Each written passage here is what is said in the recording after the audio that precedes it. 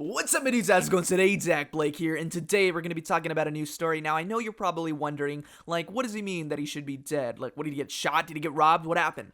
This is the story of basically how I shouldn't have been alive from my birth. And so, let me just preface this story with saying, like, I probably wouldn't have been born if my mom and dad would have known of the complications, because given the complications, like, there was, like, a small percentage that I would have even lived, kind of thing. So what happened was, my mom didn't want to know whether or not I was a guy or a girl, and my dad kind of did, but, you know, they didn't go through with it. And if they would have known that I would have had a bunch of these complications, I don't know if they would have went through with it, knowing that I could have died anyway.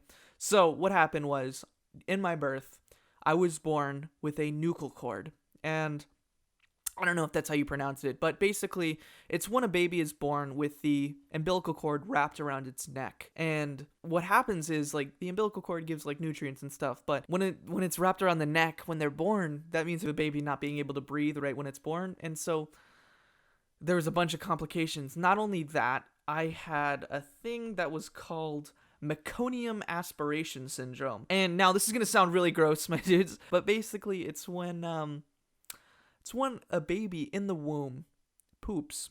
Let me just put it in the faintest of terms, poops, and then ends up, like, inhaling it. So meaning, like, there's a bunch of things that go along with it. And to give, like, a percentage-wise, only about, like, 10% even, you know, go into the womb. Like, you know, poop in the womb. And then a smaller percentage inhale it. And so what happened was, I was born with that. That's what happened to me. Plus, I had a cord wrapped around my neck. And so when I was born, I was immediately taken from my mom, and my mom was freaking out because she told me that she had to, like, you know, go through labor for like 17 hours to have me, and then they took me right away, instead of, like, you know, in like the movies where they hand the baby over to the mom and then I sit on her lap kind of thing, and, you know, she's holding me.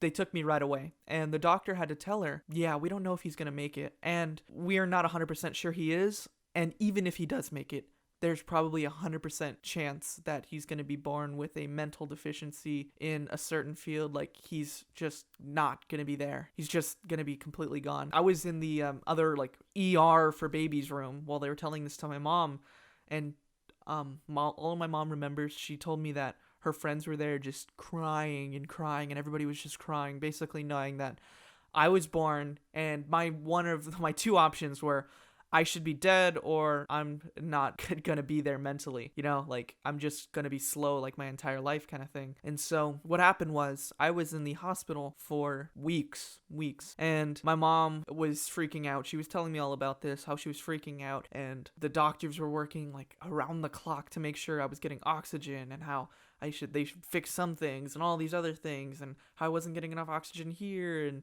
I wasn't breathing right, and just all of these things that could have gone wrong happened to me. And so they kept, you know, reiterating this to my mom, like, yeah, we don't know what's going on right now. We don't know how he is. There's, like, he was just basically preparing for the worst. He's like, I don't know if he's gonna make it. My mom, you know, obviously crying and such, you know, just wanted to push through and stuff. And so eventually, like, a couple of weeks, like, even after my birth, weeks in the hospital, I finally was able to go home. And so I go home. My mom and dad didn't even have, like, a home at the time kind of thing. And so we had to, like, go to different places. And eventually we rented out this other house where I lived. And so that was how I shouldn't have even been alive at my birth. And so, you know, it's kind of weird to think about how you avoid death. And, you know, since my birth, it's like I never really experienced that. It wasn't like an experience I remember. Like, I remember the time I was born, and I fought off death, but, you know, it's weird to think about. And I don't know if you guys have any stories, like, you know, where you feel like you've traversed the plane of death and you've survived. If you have any stories, just please leave it down in the comments. I want to hear about it. And if you like this story, check out every single day. And if you missed a couple of days, just, you know, go back and have a good old time. So, thank you guys for watching. If you liked the video, please slap a like on there. And if you're new, please subscribe. And, you know, I hope you have an amazing day. And as always, peace out, my dudes.